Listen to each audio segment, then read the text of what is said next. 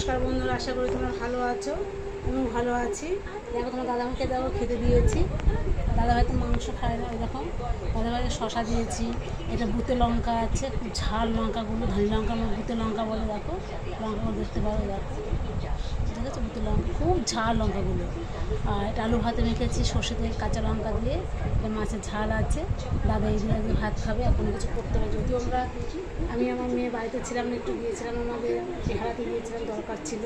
আর দেখো আমি রান্না করেছি, এটা আছে মুগের ডাল আছে, আর এটা আছে মাংস আছে, এটা মাংসটা আছে মুগের ডাল আছে, আর এটা শশা আছে। বন্ধুরা আমি একে দেখো ভাত দিয়েছি, দেখো সাদা ভাত, আলু ভাতে আছে, ওটা বাঁধা ধরা আলু ভাতে।